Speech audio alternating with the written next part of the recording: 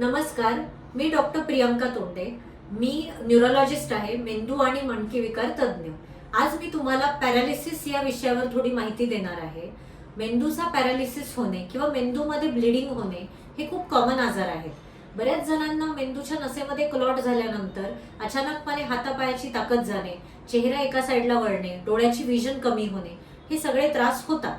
पॅरालिसिसमध्ये जर आपण इमिजिएट हॉस्पिटलला आलो तर थ्रोम्बोलिसिस आपल्याला करता येतं. ह्याचाच अर्थ असा होतो की एक रक्त पातळ होण्याचं इंजेक्शन आपण देऊ शकतो.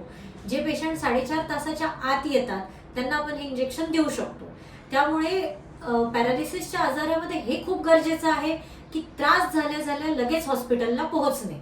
याचं कारण असं आहे की जर काही पेशंट आम्ही बघतो की जे काल पॅरालिसिस झालं आणि आज हॉस्पिटलला येतात, जेव्हा 12 तास 24 तास होऊन गेलेले असतात त्यावेळेला ह्या रुग्णांना ह्या इंजेक्शनचा फायदा आम्हाला देता येत नाही.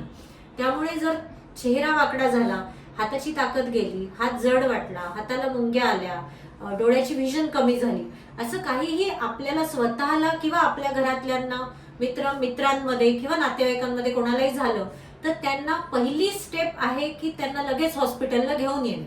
कारण जेवढं लवकर हॉस्पिटलला पोहोचणार तेवढं लवकर ट्रीटमेंट होणार. मेंदूमध्ये आम्ही नेहमी म्हणतो टाइम इज ब्रेन. मेंदूच्या ज्या पेशी असतात त्या एक एक मिनिटाला 10-10 मिलियन पेशींची डेथ होते. त्यामुळे प्रत्येक मिनिट हा पॅरालिसिसमध्ये महत्त्वाचा असतो. जे पेशंट लवकर पोहोचतात त्यांची परफेक्ट ट्रीटमेंट होते आणि 3 महिन्यामध्ये ते जवळजवळ मोर दॅन 90% पर्यंत रिकव्हर होतात. त्यामुळे लवकरात लवकर हॉस्पिटलला पोहोचणे हे खूप गरजेचं आहे. पॅरालिसिससाठी हे जे थ्रोम्बोलिसिस आपण करतो याची जी ट्रीटमेंट आहे ती मेडिपॉइंट हॉस्पिटलला उपलब्ध आहे आणि इथे सगळेजण पॅरालिसिसच्या ट्रीटमेंटमध्ये अतिशय ट्रेंड आहेत. त्यामुळे जर लवकरात लवकर पेशंट इथे पोहोचला तर आपण मॅक्सिमम ट्रीटमेंट करू शकतो. धन्यवाद.